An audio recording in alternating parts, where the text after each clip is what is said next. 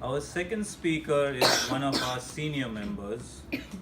He's a mentor to a lot of us, a straight shooter. He tells it like it is. He's been trying to convince me to run a marathon. Although I don't think I'm capable, but he very quickly puts me in my place. He says he's been married happily for 30 years. Now, we've not asked his wife yet. He has a beautiful 28-year-old daughter. And today in his speech, he's going to tell us about the positive effect that his father has had on his life. Ladies and gentlemen, it's an icebreaker speech from the Dynamic Leadership Pathway, 4 to 6 minutes. The title of the speech is, It's Not a Problem, It's an Opportunity. Mr. Mark Ulrich, it's not a problem, it's an opportunity.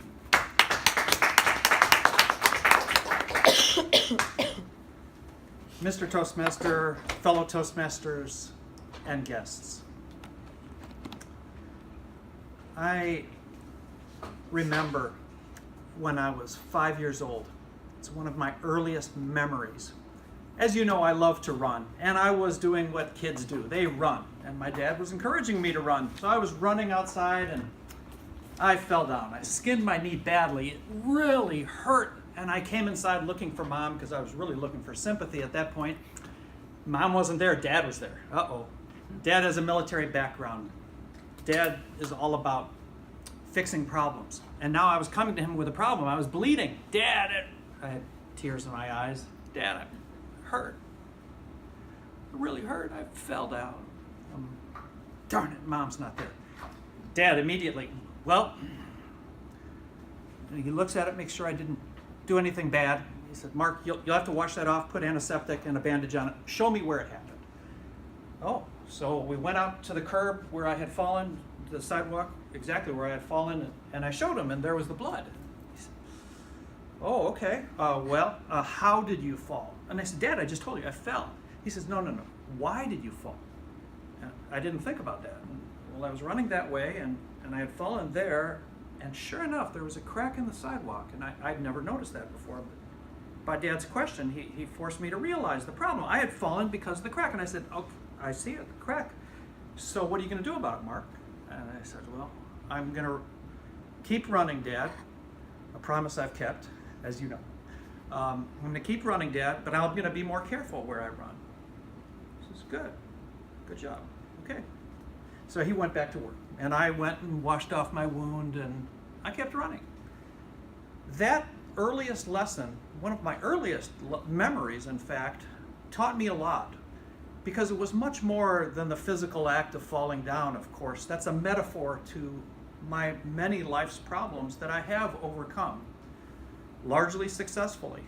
And as my dad had guided me, the reality is sometimes we do have tears when we're in pain, physical or emotional, and that's fine. Dad never criticized me for crying, but Dad immediately channeled my energy to, first, what is the quick fix? Quick fix is to wash it off, put a bandage and antiseptic.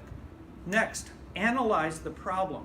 What happened? Think about it. What happened? While the memory is fresh, what happened?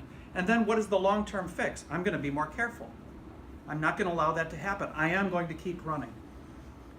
So with that earliest memory, and I've attempted subsequently to follow that model, I was very proud of my daughter, who indeed is 28, and I can spend far more than 4 to 6 minutes elaborating as to how wonderful she is. It would do a disservice if I were to start now.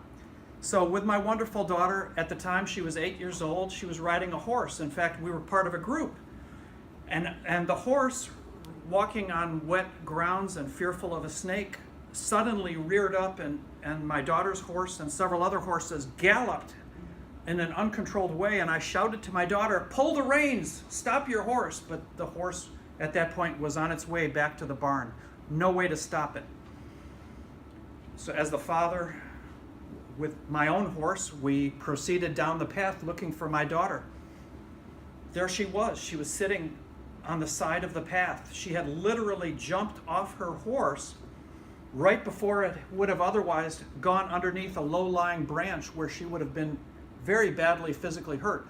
with no training and no guidance by me, certainly, she had the initiative and the presence of mind jumping off her horse. Now, she was crying exactly as I had been when I was age 5, understandably. And I came to her and I hugged her. I was so happy and relieved that she was fine. And by now we understood what had happened. The horses were scared. They were scared of snakes, and that's the reason they started galloping. So at that point I asked my daughter, I said, "Are you ready to go back on the horse?" And she said, "Yeah, Dad, I am." And she now understood that it was the fear of snakes that caused the horse. So she climbed back on the horse. And so the value that my father provided to me to get back up, start running, get back on the horse, even though you'd fallen off it, that is a lifelong encouraged value that I am happy I've assimilated, and I'm even happier that my daughter has similarly absorbed into her life. It's interesting that Hubert's speech before mine talked about positivity, because the other value that my father taught me is positivity. Just to give you one of many examples, I once said, I was 8 or 9 at the time, I said, if I go to college, my father, who'd never gone to college, he'd never had the financial means, and his family situation didn't permit it. He said, not if, when. You will go to college, Mark, and by the way, I will pay for it, and the only requirement I impose upon you is that one day when you have children, that you will similarly pay for your children's college. Here I was 8 years old. I said, okay, I guess I'm going to college. And of course, my daughter did go to college, and I was very happy that I was able to pay for it. And I love that philosophy of generosity combined with pay it forward. I will be generous to my child on the condition that my child is generous to their child. So I love that tradition that my father started, and I hope my daughter continues it should she decide to have children later in life. So summarizing this speech, I've learned much from my father, and I've just hit the tip of the iceberg, being resilience, and then of course, aspirational encouragement. You will go to college, you will have problems, you will pick yourself up, you will learn from it, and you will move on. Mr. Toastmaster.